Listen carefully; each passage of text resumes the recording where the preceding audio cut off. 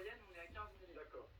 Aujourd'hui, il manque 60 milliards dans les caisses. Il ne vous aura pas échappé qu'on a un déficit fiscal assez important et qu'on est à 5,5% du PIB, c'est-à-dire au-dessus des 3% qu'il nous faudrait.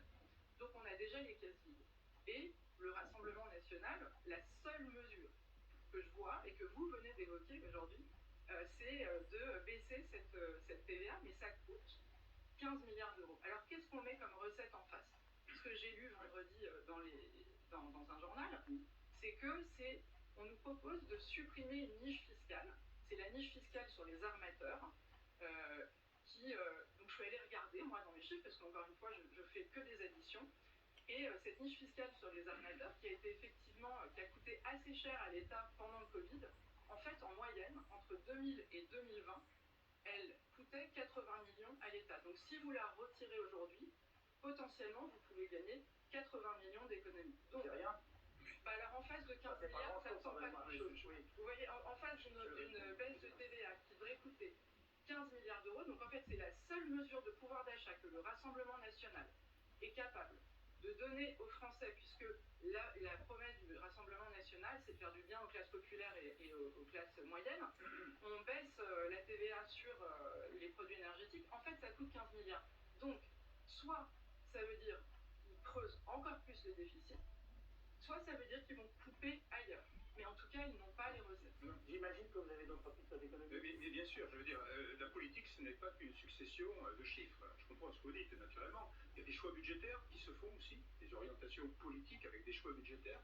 Et puis aussi, si vous voulez, il y a aussi notamment, et c'est d'ailleurs, je fais référence à ce qu'a dit Charlotte Prats, d'ailleurs, magistrat, assez connu, qui d'ailleurs, oui, mais tant mieux, et qui d'ailleurs a rejoint la coalition, entre guillemets, entre le RN et les LR, puisque c'est eux qui ont le LR de M. Ciotti, mais c'est eux qui ont le droit de porter. Par les chiffres Et moi, il y a 40 milliards environ. Alors ça dépend, la Cour des comptes est à 18 milliards à peu près, mais sur toutes les fraudes sociales, les fraudes évidemment, prestations sociales, etc. Par exemple en matière d'immigration aussi. Non, là,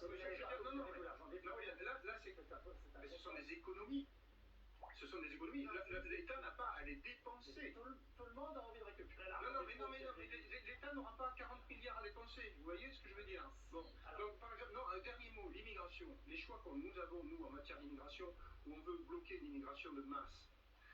Eh bien, les clandestins, la première des choses qu'ils font en arrivant, évidemment, sur le territoire national, c'est d'aller vers des guichets sociaux. Vous voyez? Et donc, notamment dans les conseils départementaux.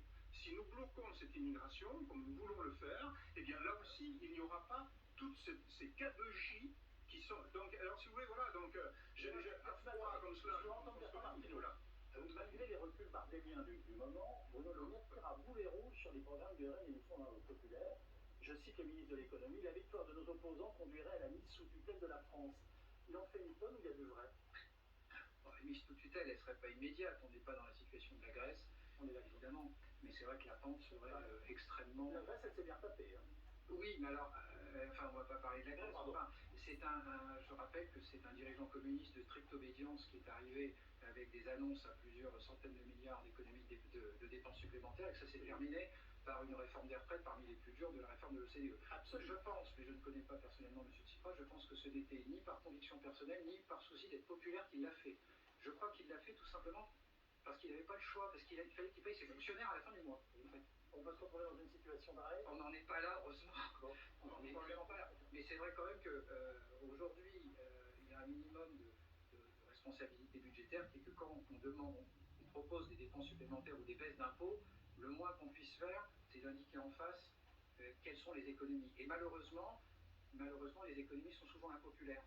C'est ça le problème. Parce qu'en fait, derrière chaque niche fiscale, il y a un chien, c'est bien connu. Et puis, il faut arrêter de penser qu'une dépense, quand une dépense sociale, il n'y a personne qui la reçoit. Il y a toujours quelqu'un qui la reçoit, donc il y a quelqu'un de mécontent. Et si on n'arrive pas à diminuer et à réformer suffisamment ce pays sur le champ social, c'est précisément pour cette raison. C'est pas parce que les gens sont incompétents ou veulent mal faire, c'est juste parce que c'est politiquement très difficile. Et ce serait très intéressant de savoir effectivement comment le Rassemblement national, je ne parle même pas de LFI, on a fait péter toutes les limites évidemment, mais je voudrais bien savoir comment le RN arrive à prendre ces mesures difficiles. Je vais prendre un exemple. Oui. Vous voulez supprimer l'AME, la fameuse aide médicale d'État. Non, alors, oui, allez-y, mais je vais préciser. Non, on va garder